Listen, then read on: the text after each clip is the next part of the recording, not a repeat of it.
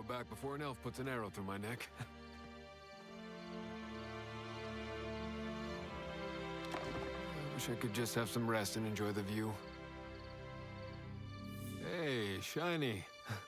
Wouldn't mind joining you up there. What is this? What is this voice?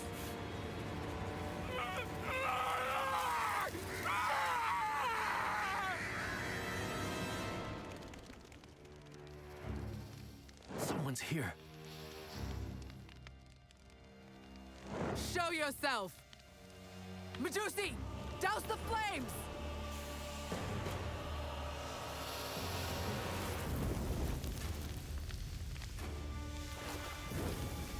What? How? Watch out! We can't win if we look at them! Kill the lights! I can't. Fires refuse to go out. Something's wrong with our torches. No, it's not just our torches. Something's very wrong with Garner Hills.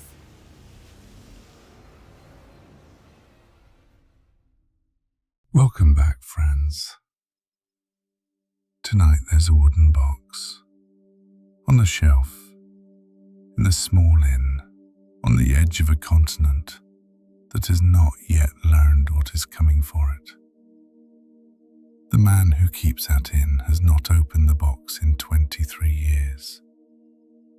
He could. He won't. Tonight you'll be in his inn. The fire will be warm. The wine will be poured. And he will tell you why. The game I'm playing tonight is Heroes of Might and Magic, Olden Era. It came out 3 days ago. But the series it belongs to is older than most things I love. The third game in this saga, Heroes 3, came out when I was 11 years old. I never played it, but people who did still play it now, almost 30 years later.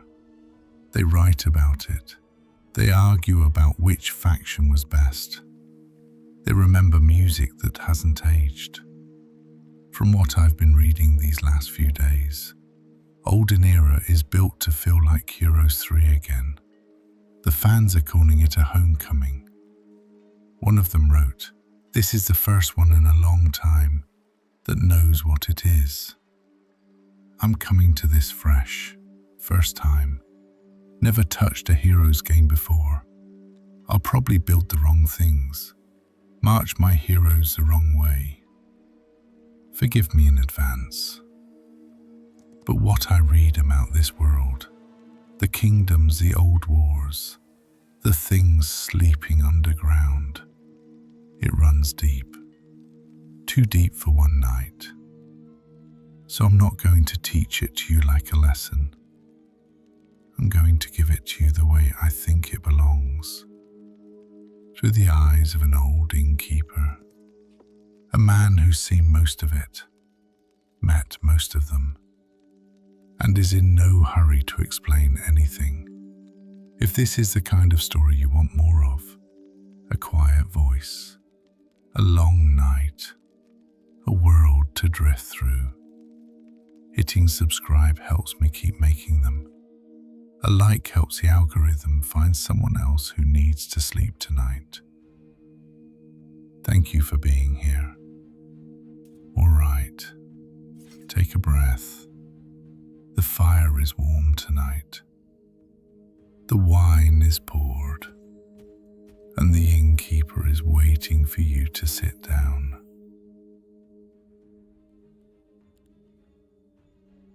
Tonight, you sit at a table near the fire. The wood is dark and worn smooth. The grain runs in lines that someone's hand has traced for years. Your cup is half empty. The wine is warm. The air smells of pine and smoke and something older. Something like rain that fell a long time ago and never quite left. Across the room, behind a low counter, An old man is wiping a glass. He has been wiping it for longer than the glass needs. His hands are slow, spotted. The cloth in them was once white. He is not looking at the glass. He is looking at the shelf behind the bar. There is a wooden box on that shelf, small, plain.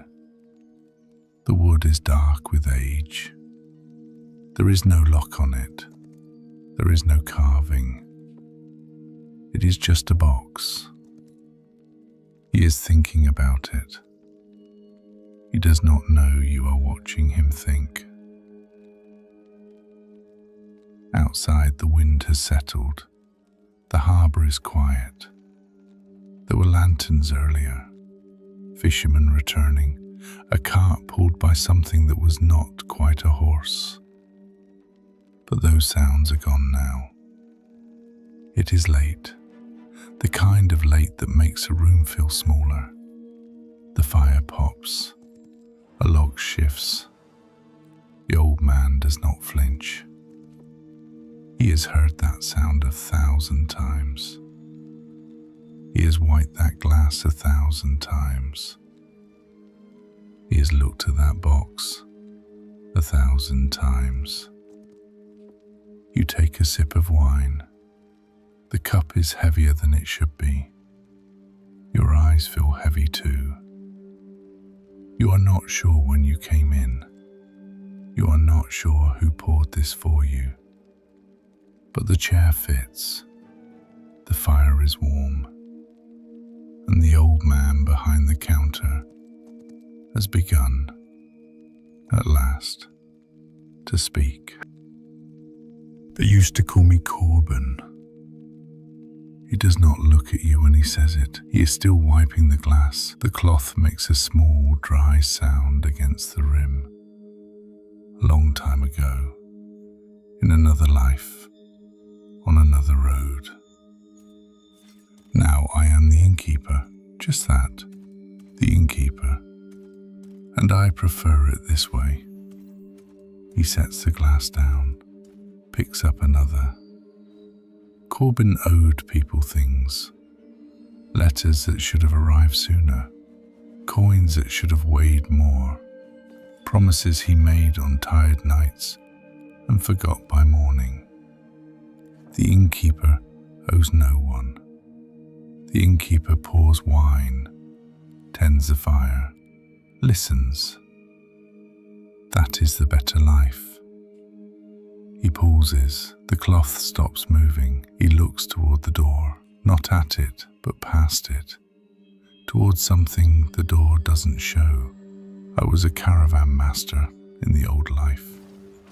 I walked these roads when I had knees that worked. From Alvar in the north, the city of dark elves, where the river bends like a sleeping snake, all the way down to the bone-quiet ports of Caragor in the south.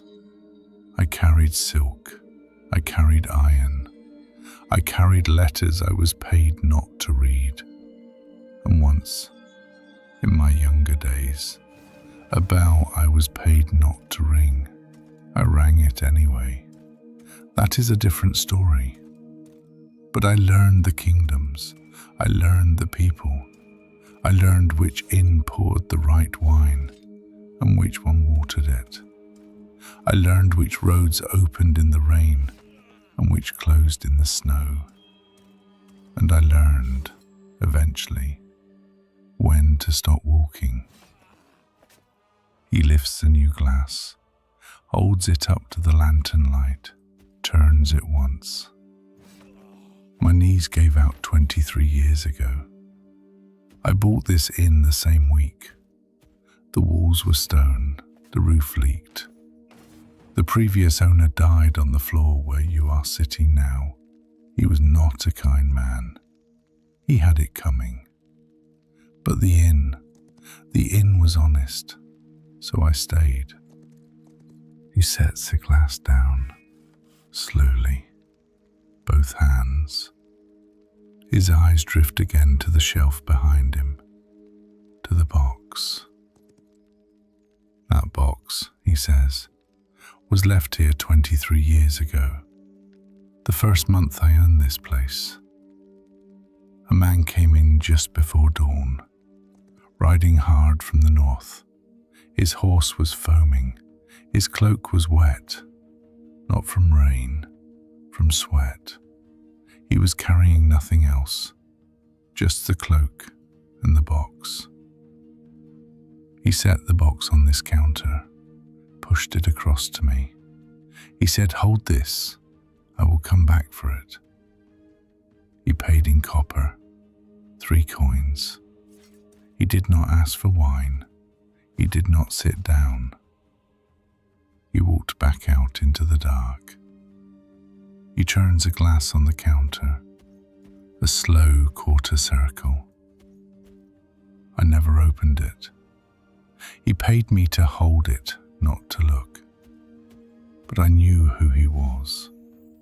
I knew because of the seal. On the inside of his cloak, sewn into the lining where it would not show, was a small mark. A bird. A long-necked bird in flight. The kind that does not exist on this continent. The kind that only one man uses. Casper Silvertongue. Casper, he says, and the name carries weight. He was not yet what he is now. 23 years ago, he was a clever young dark elf, with too many friends in too many bad places. A merchant's clerk on paper. In truth, the man who would, in time, become the quiet center of the triumvirate of Alvar. You may not know what that means. Most don't. The triumvirate is 3. A dark elf, a minotaur, a dragon, Casper, Balthazar, and a Melchior. They do not rule Alvar. Alvar pretends to rule itself. But every silk caravan, every coin minted, every letter that crosses the river, passes through their hands first. The dark elves used to live underground. Now they live behind the curtain. Same place really, different lighting. The man who left this box was Casper's runner. The bird on his cloak was not his own. It was Casper's mark, given to those he trusted. 3 weeks later, that runner was dead, killed on the road to Alvar. The men who killed him, no one ever named them. The triumvirate does not announce these things. But a body was found, and the cloak was missing, and the box never had a chance to leave my hands, so it stayed. He looks at you finally, the first time tonight. His eyes are not unkind, they are just tired. If this story keeps you company, if my voice is the kind of voice you want for the rest of the night, go on and hit subscribe. It costs nothing. It helps the small-ins find their guests. And tell me, in the comments below, where are you tonight? What hour is it where you sit? I like to know who is on the watch with me, all over the world. Now, the box. It is still on the shelf. We will come back to it. The door opens. Not loud, just the soft groan of old hinges and the small click of a latch lifting. A figure steps in. You do not turn your head, but you see the shape, tall, wrapped in a long fur coat, the hood drawn up. The fur is white, too white. The kind of white that does not come from any animal that lives near here. The innkeeper looks up, just briefly. He does not speak. The figure crosses the room slowly, sits at the far table, the one in the corner near the window, pulls back the hood. A woman, pale, long hair almost the color of the fur. Her face is hard to read in the lamplight. She does not look at anyone. She does not order anything. She just sits, and she rests her hands flat on the table, and she waits. The innkeeper sets a cup in front of her without asking. He does not speak to her. She does not thank him. He returns to his counter, to his glass, to his cloth. He glances at you once, the smallest tilt of his head.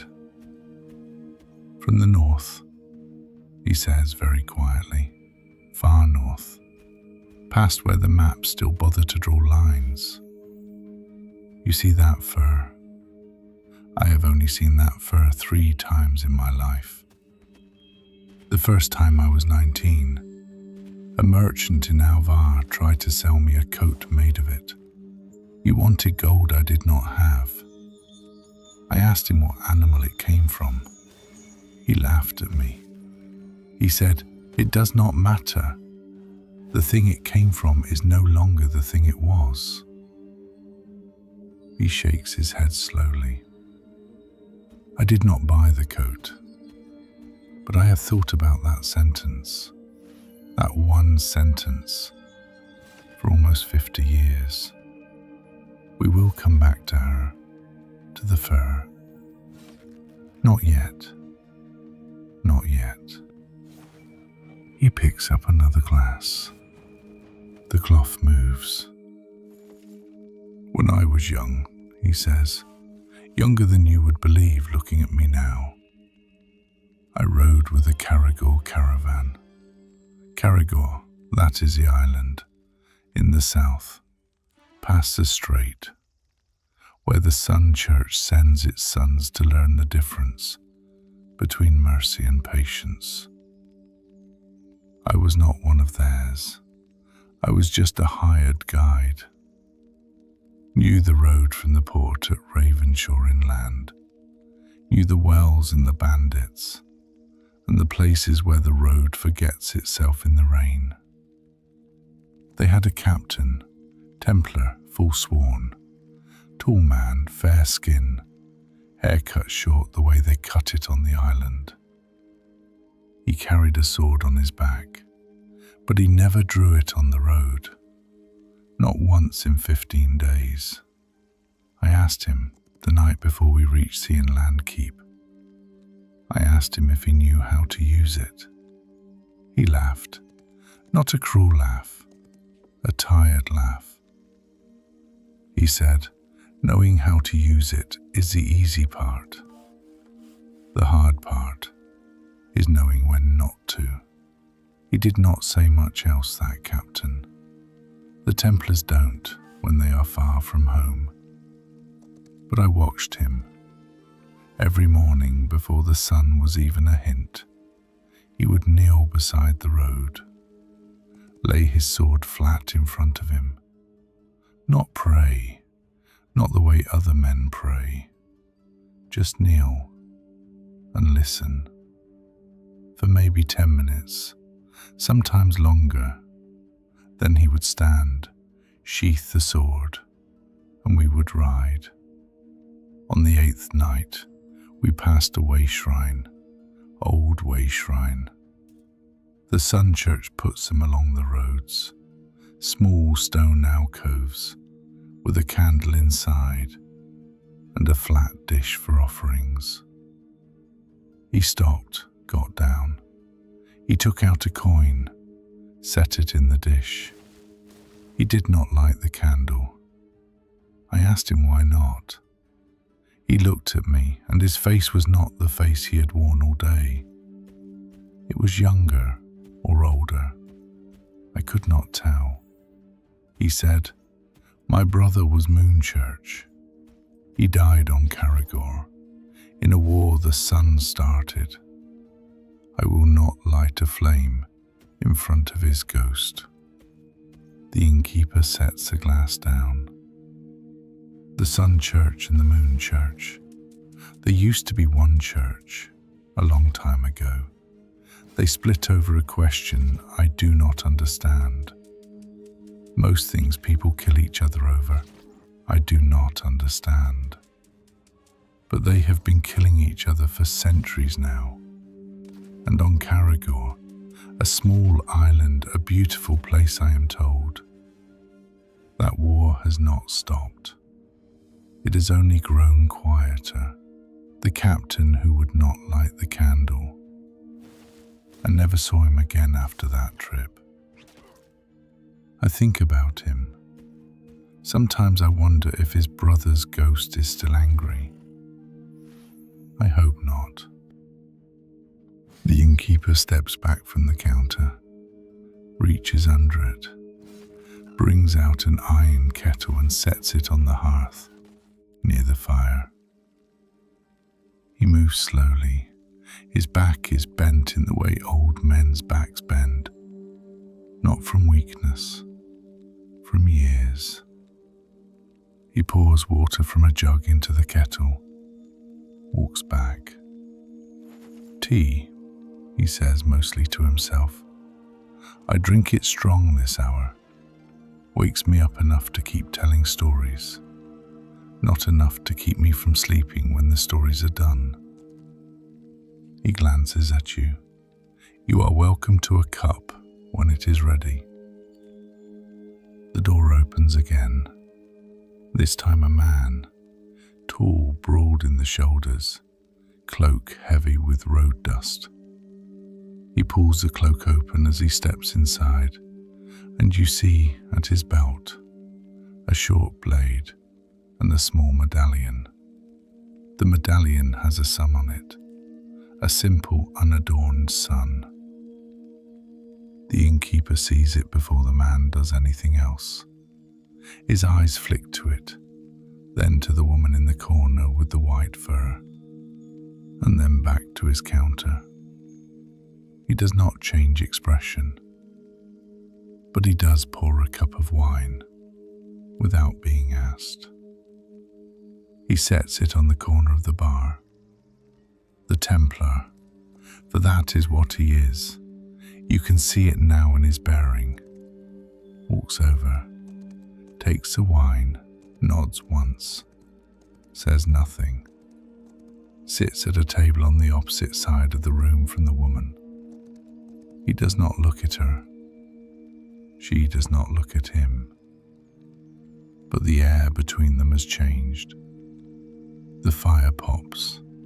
A log settles. The innkeeper goes back to his glass. 2 of them, he murmurs.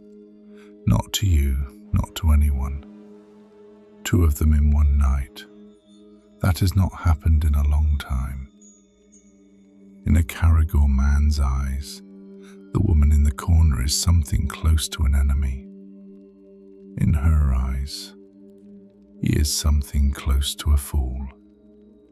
But this is my inn, and in my inn, no one draws a blade. That is the rule. That has always been the rule. He picks up a fresh cup, begins to wipe it.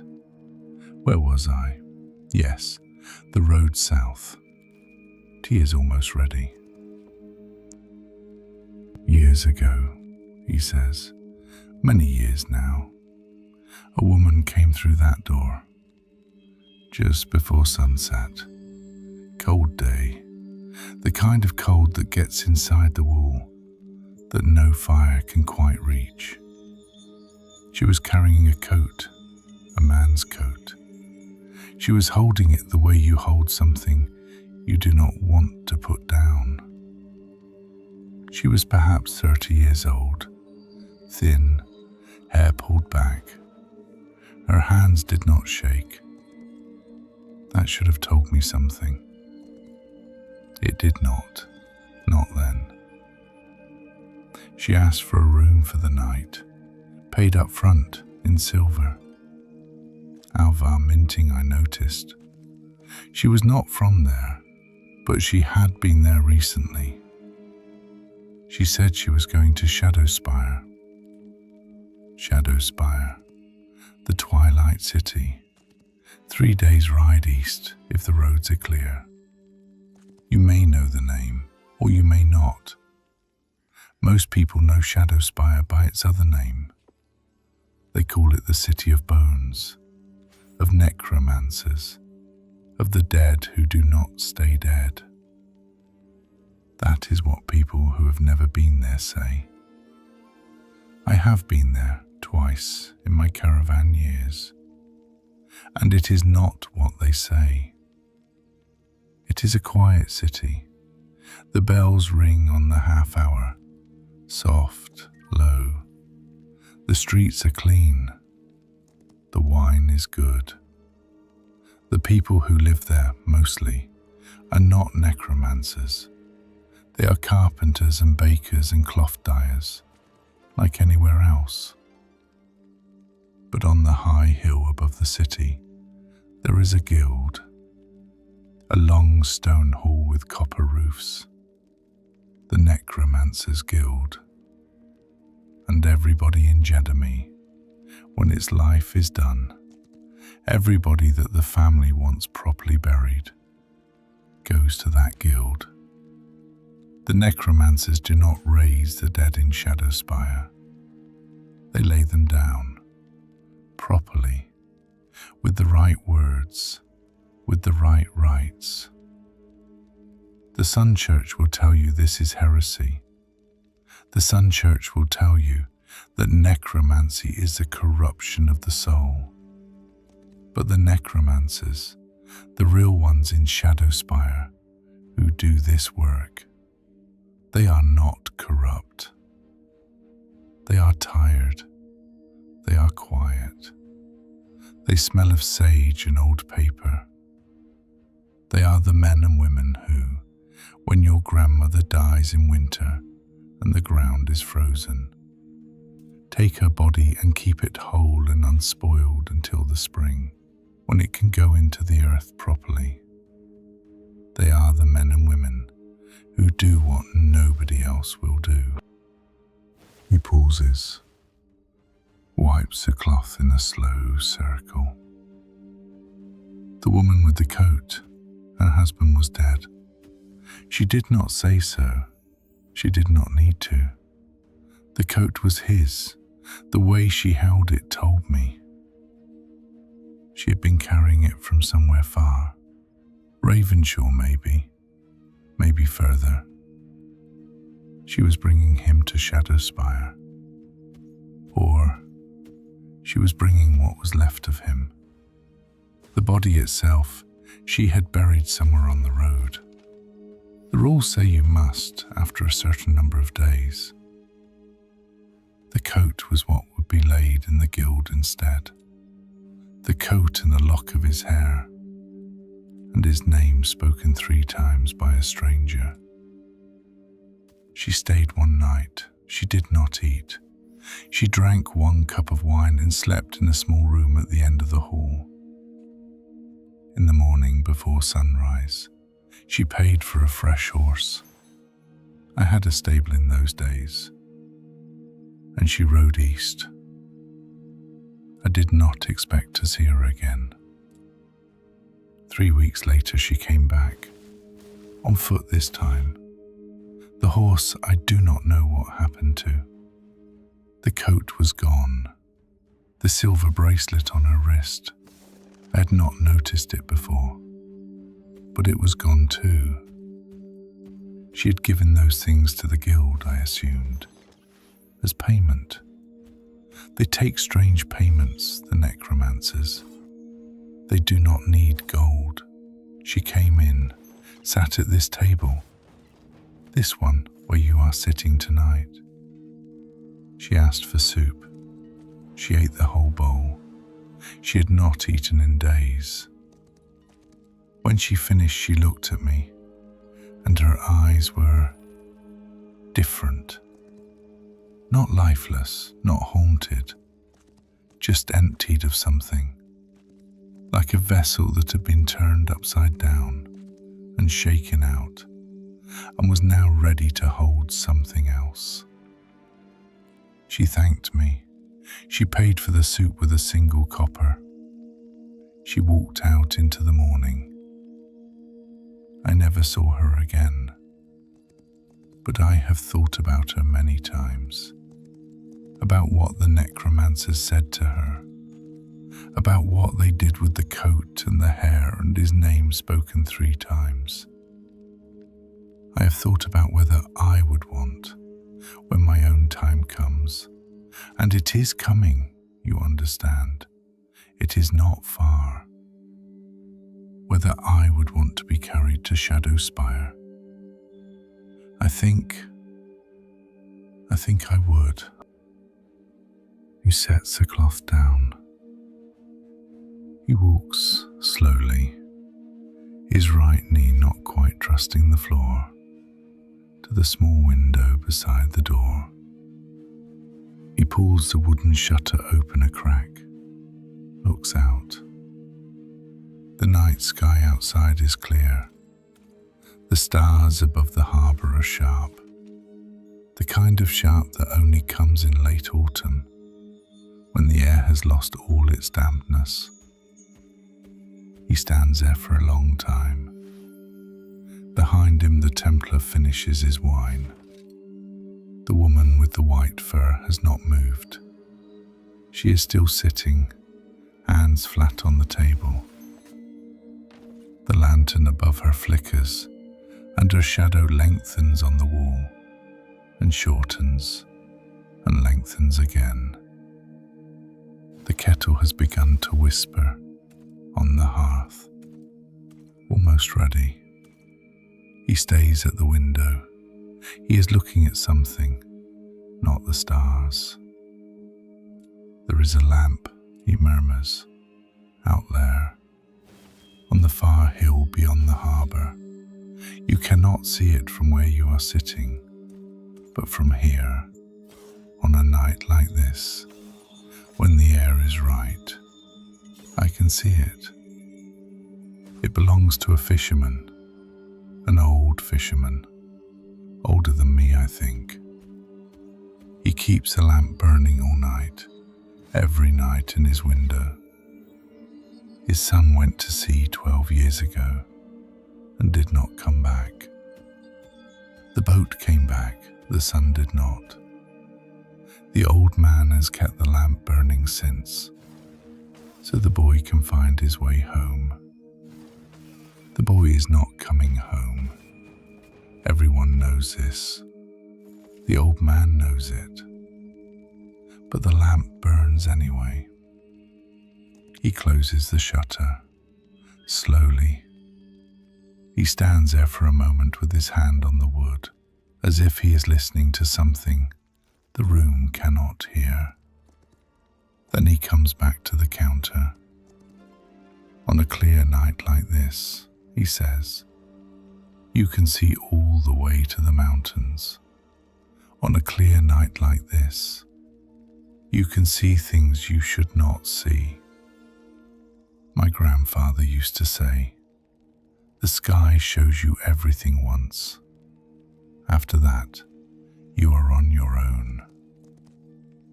I did not understand him when I was a child. I think I understand now. He pours the kettle, 2 cups. He brings one to your table, sets it down without ceremony. The steam rises. You wrap your hands around the cup. The warmth goes through your palms, into your wrists, up your arms. He returns to his counter, takes a slow sip from his own cup. I was in Murmur Woods once, he says. Only once. I will not go again. Not because anything bad happened. Because nothing bad happened. And that was the strangest part. I was carrying a small letter, sealed, paid for in advance, no questions asked, from a merchant in Alvar to someone who lived on the edge of the woods. You do not enter Murmur Woods, you understand. You go to the edge. You set whatever you are carrying on the flat stone, beside a particular tree, and you walk away. Whoever it is for, they come and get it later. You never see them. That is the rule. It was autumn when I went. The trees in Murmur Woods do not lose their leaves the way other trees do. They are red, red and gold, deep red, the colour of old wine, and the leaves stay on the branches longer than they should. I had the letter. I found the stone. I set the letter down. I turned to leave, and as I turned, a leaf came down from the branch above me, not falling. I have to be careful how I say this, because I am an old man, and old men are allowed to lie, but I am trying not to. The leaf did not fall. It came down slowly, slower than it should have. It hung in the air just above my head for what must have been 3 or 4 heartbeats. And then it landed gently on the stone beside the letter. I stood there for a long time. I was 19. I was not afraid. I should have been perhaps, but I was not. I felt watched. Not threatened, just noticed. The way the woods notice every footstep that crosses their edge.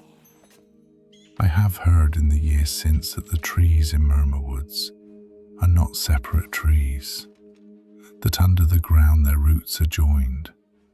Every tree, every mushroom, every patch of moss, all bound together in a single living web. They call it the mycelium. The druids who live there, the grove people as they call themselves. They say it is older than the kingdoms, older than the wars, older than people even. Some say it was made long ago by hands no longer in this world, by beings who left and never came back. I do not know if that is true. I do not know what made the leaf come down slow, but I have not entered the woods again. I do not think I would be welcomed. He sets the cup down, reaches for a small log on the floor, near the hearth. He bends slowly. His right knee gives a small audible click. He does not flinch. He places the log on the fire. The flames take it slowly, finding the dry edge. He stands back, brushes his hands on his apron. The knees go first, he says. That is what nobody tells you. The eyes go, the hair goes, the memory goes. Those you can prepare for. But the knees go like a thief, quietly, over years. You do not notice until one morning you cannot bend down to pick up your own boot. That morning, 23 years ago, that was my morning.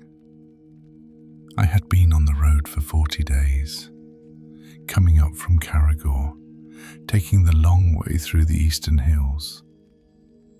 I sat down to lace my boots, and I could not. My knee, the right one, would not let me.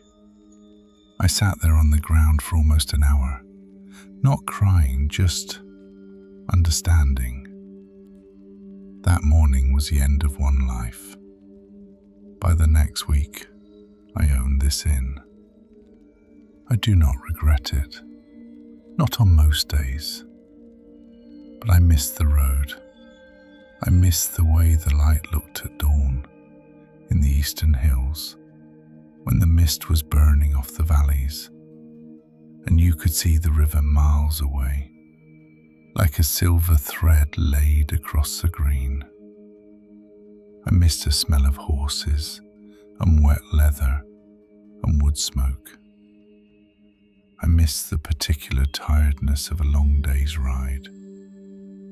The kind of tiredness that puts you to sleep before your head finds a pillow. These days I am tired all the time, but it is a different tiredness. It does not put me to sleep. It just sits with me. He drinks from his tea, slow.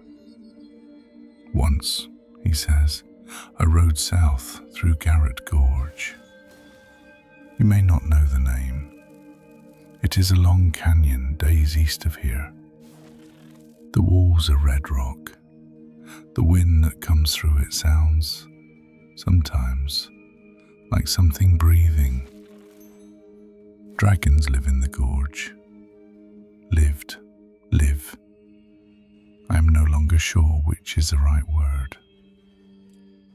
When I was young, 50 years ago, 60, there were many of them. You would see them sometimes when the road bent and you came around a turn. A shadow on the wall, a wing folded against a cliff. They did not bother caravans mostly. They are old creatures, old and proud, and not interested in cattle and sacks of grain. But men hunted them anyway. Dragon hunters. They came from all over Jadame and beyond. They camped in the gorge. They set traps for hatchlings. They poisoned the springs. One winter, the winter I was 28, a dragon hunter came into a tavern I was staying at, and he sat down across from me, and he showed me what was in his sack. It was a tooth from the jaw of something that had not yet learned to fly. He was proud of it. He bought me a drink with the money he had been paid for the rest of the carcass. I drank with him. I did not know what else to do. I have been sorry for that drink every day since. The dragons of Garrett Gorge. There are not many left. I hear stories. Travelers who pass through say the wings in the sky are fewer. The eggs that survive to hatching, fewer still. But in Alvar, in the triumvirate's halls, there is now a dragon, a Malkier. She is one of the three. She speaks for what is left of her kin. I have never met her, I never will. But I have heard, from a runner who came through here last spring, that a Malkier rarely speaks aloud. When she does speak, she says only what is necessary.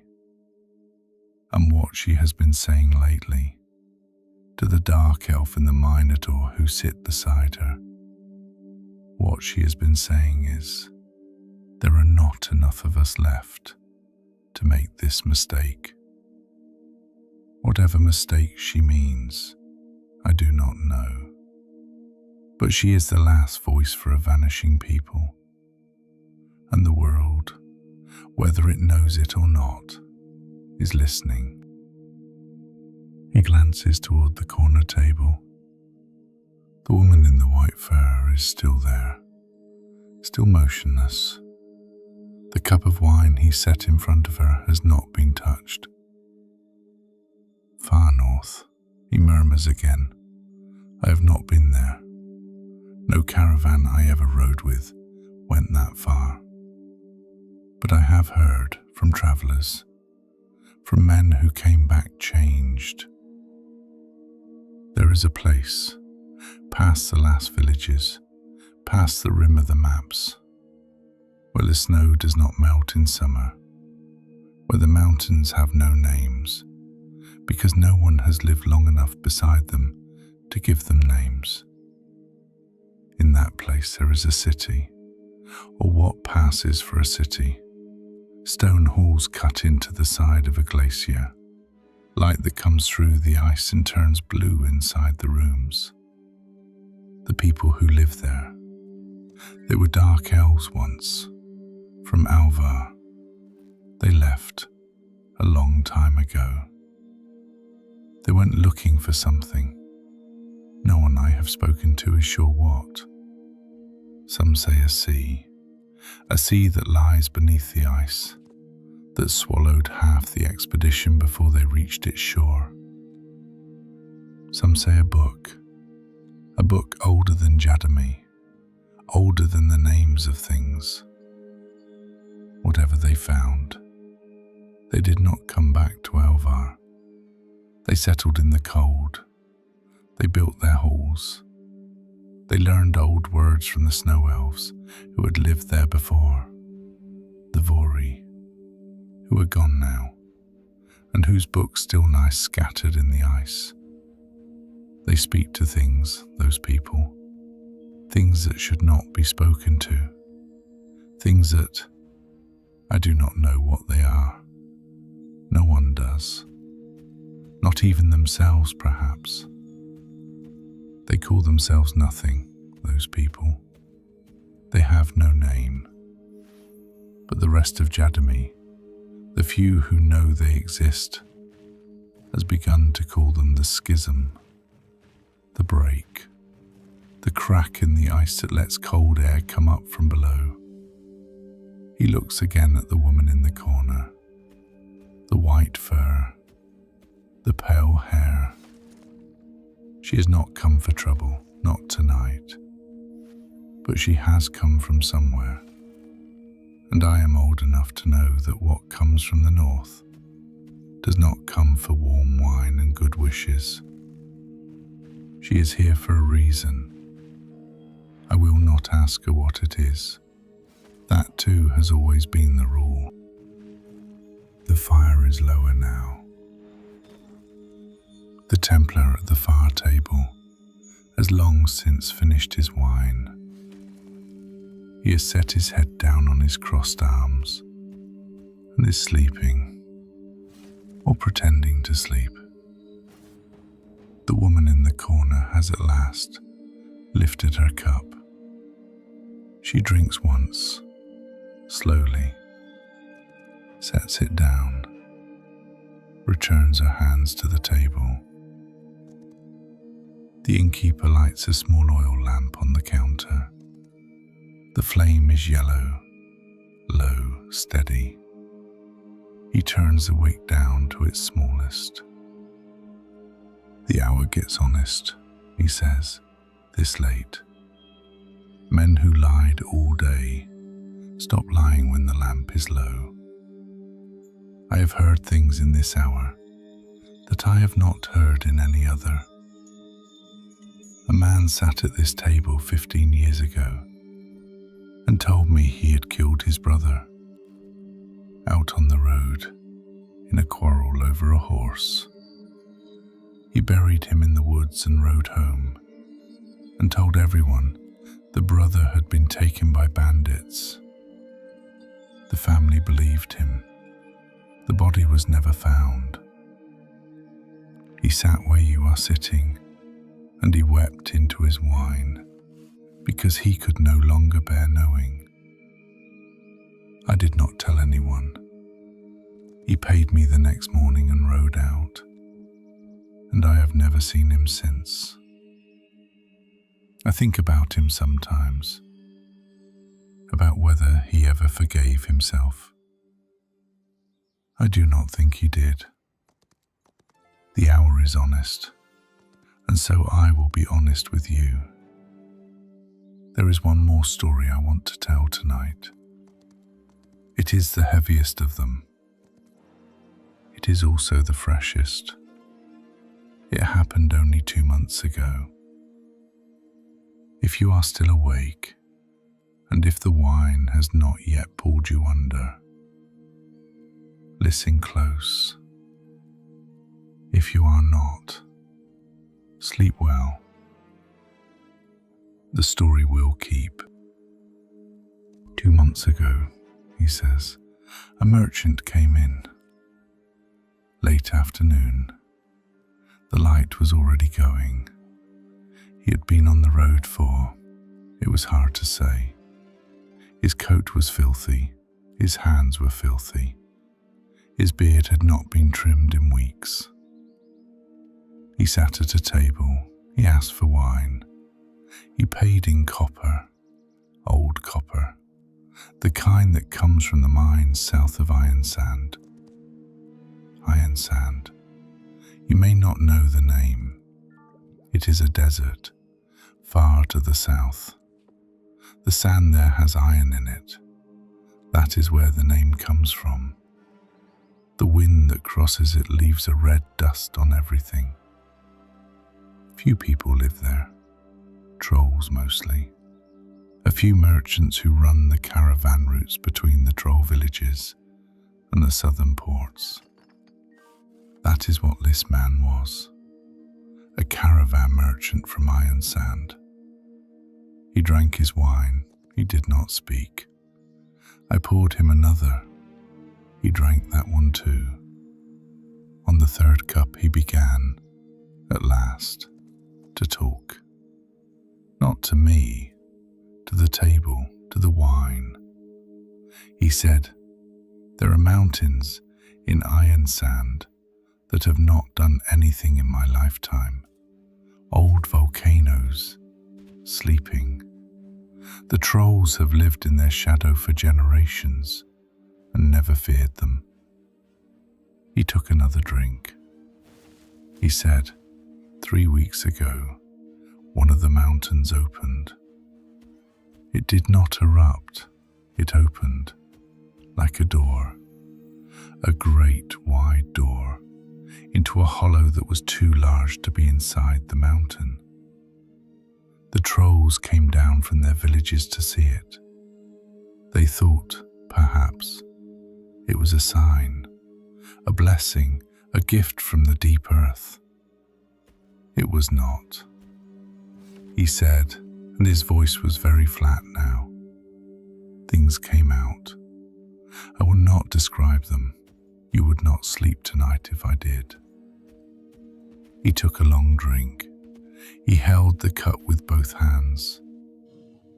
They walked, he said, south mostly, some east, none toward the sea, as if they knew where they were going.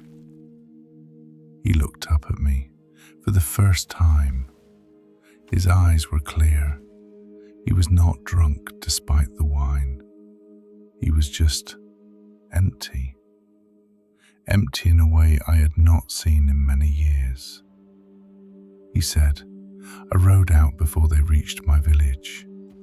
I do not know who is still alive. I am going north. I do not think I will stop until I reach the sea. He paid me. He left. I do not know where he went after that night. He stops, drinks the last of his tea. The cup is cold now. He does not seem to notice. 3 weeks after the first man, he says, another came, from the same direction, from Ironsand, younger, cleaner. He was not exhausted the way the first man had been. He was composed. He sat at the same table. He asked for wine. He paid in copper. He drank slowly. He did not speak at all. But I watched him. I have learned in 50 years of watching men in this room to know when something is wrong. His hands were clean. His beard was trimmed. He had clearly passed through a town somewhere on the way, washed himself, made himself presentable. But his eyes were wrong. I did not have the words to tell you exactly what was wrong with them. The color was right. The whites were white. The pupils widened and narrowed in the lamplight, the way a man's pupils should. But something behind them, something behind the eyes, was not him. I have thought about it many times since. The closest I can come is this. It was as if someone else was looking through his eyes, looking out at the room, at me, at the door, at the shelf behind the bar. And whatever was looking was patient. It had time. He finished his wine. He did not order another. He stood up. He said, the only words he said in the whole hour he was here. He said, "Thank you for the room." I had not given him a room. I had not even offered. He left a copper on the table. He walked to the door. He paused there for a moment, and his head turned just slightly toward the shelf behind the bar, toward the box. He looked at it for what could not have been more than 2 heartbeats. Then he opened the door and walked out into the night, and I have not seen him since. I do not know what he was. I do not know what was inside him or how it got there. I do not know whether the trolls in their villages are alive or whether they walk now under another mind. I know only that something has come up out of the south, something that the maps do not have a name for. And I know that in time we will all learn its name. He sets his empty cup down. The fire is low, the lamp is low. The room is very quiet. The Templar is asleep. The woman in the white fur has finally closed her eyes, though her hands are still flat on the table. He turns. He looks at the shelf, at the box. 23 years, he says. I have looked at this box 23 years. I have not opened it. I will not open it tonight. I do not need to. I know what is inside. Casper's runner, the man who left it. He was not just carrying a box. He was carrying a question. A question that, if it had reached the wrong hands, would have changed the shape of the triumvirate, the whole shape of Alvar. I do not know what the question was. I never opened the seal. But I know it was important enough that someone, or several someones, killed him to keep it from being asked. And I know that whoever killed him never found the box. Because here it is, on my shelf, 23 years later, quiet, patient, waiting. Sometimes, in the worst hours of the night, I think about opening it, about finally answering for myself what was in the cloak runner's hand the morning he came through that door. But what is inside the box is not mine. It was never mine. The man paid me to hold it. He did not pay me to know it. When I die, I will leave instructions. The box will be buried with me, unopened. And whatever question Casper Silvertongue asked 23 years ago, whatever questions someone died for, it will go into the ground with me, still asleep. Some things are better unanswered. The fire has gone down to embers. The lamp on the sputters once, finds its breath, settles. He turns back from the shelf. He looks at you for the second time tonight. You have been a good listener, he says, better than most. Most men who come in this late want to be heard. They have a thing they need to say, and they say it and they leave. You have not asked me a single question.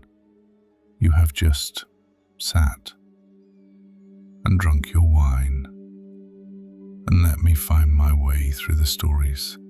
That is rare. It is also a kindness.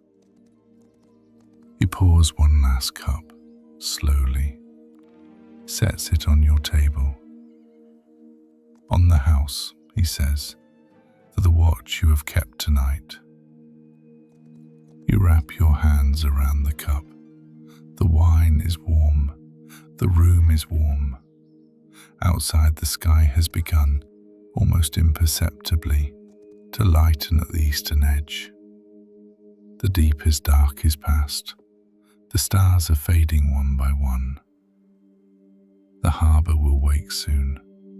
The fishermen will come out. The fires will be relit. But here in this room, the hour is still soft. The fire is still embers. The lamp is still low. The Templar sleeps. The woman in the white fur sleeps. The innkeeper has set down his cloth at last. He is leaning against the counter. His eyes are nearly closed. You drink. The wine carries the taste of every story he has told. It carries the road from Carrigor, and the leaves of Murmur Woods, and the bells of Shadowspire, and the dust of Iron Sand. It carries the weight of a wooden box that has waited 23 years. You set the cup down. Your eyes are heavy. The fire is warm. The chair fits.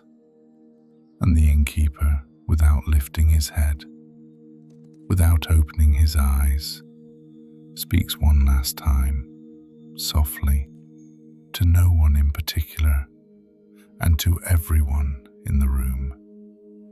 Sleep well, friend. The story will keep. It will all keep, until the next long night.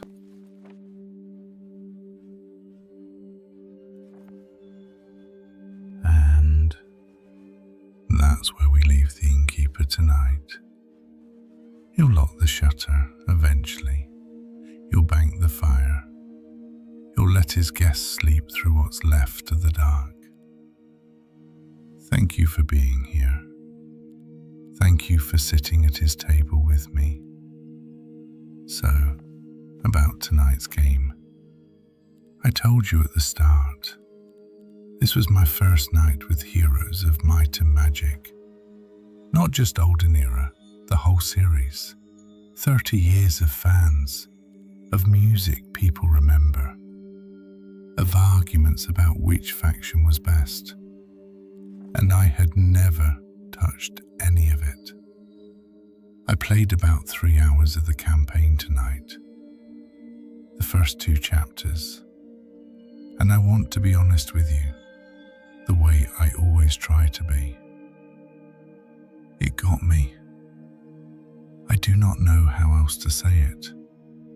The opening cinematic, that hand-drawn animation style they used, I was not expecting it to feel the way it did. It looked like an old book someone had loved for years, the kind of book you find on your grandfather's shelf. And the music. I have read in the last few days that one of the composers from the original Heroes 3 came back to score this game, Paul Romero. I do not know him, but people who do, people who played Heroes 3 when I was 11 years old, holding controllers I could barely understand. They say his music is the sound of their childhood. Tonight, hearing it for the first time, I think I understood why. There is a quality to the music that does not push. It does not demand attention. It just sits beside you while you play. The way good music in old games used to. The campaign itself surprised me. I expected something more, I don't know, straightforward. A story that gets out of the way so you can play. But there are dialogue choices. There are decisions that change how factions feel about you. Your character speaks back. The Minotaur scout you start with, he has a voice, a personality, things he is unsure about. I made some mistakes in those 3 hours. The difficulty humbled me, the way every review I read warned it would. I marched in the wrong direction more than once. I built things I did not need. But I don't know how to put this. I felt 11 years old at points.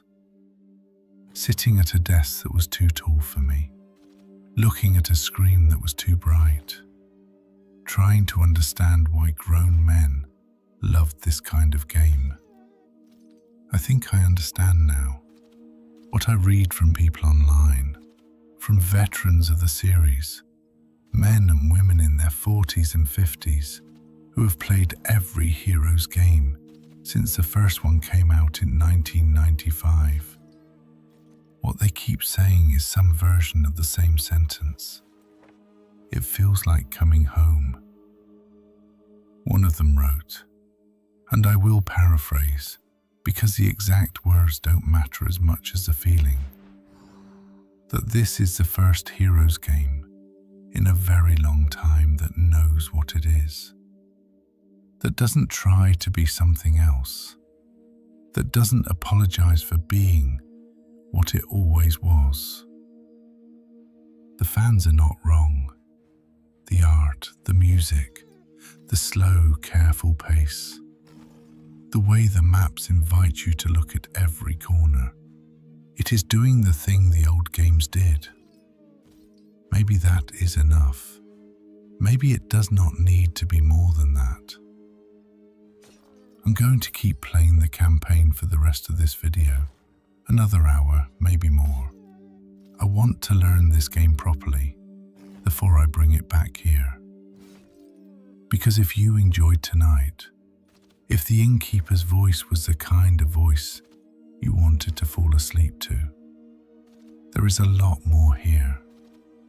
6 factions, acts of campaign still to come, a whole continent we have only seen one corner of. I would like to come back to this world, if you want me to. If this story helped you rest tonight, if you want more of these long, quiet nights, with stories told over slow games, hitting subscribe helps me keep making them. A like helps the algorithm find someone else who needs to sleep tonight. And tell me in the comments below, where are you listening from? What hour is it where you are? I love knowing who is on the watch with me all over the world. If you would like to hear more from this innkeeper, more from Jadame, more from the worlds he has seen, let me know. I will come back here if you do. I'm going to keep playing for a while. The campaign is open in front of me. The next chapter is waiting. If you'd like to stay and watch the game continue, or just have the sound in the background, you're welcome here. If you're already asleep, good night. If you're still awake, enjoy the quiet. Until next time, friends, good night or good day, wherever you are.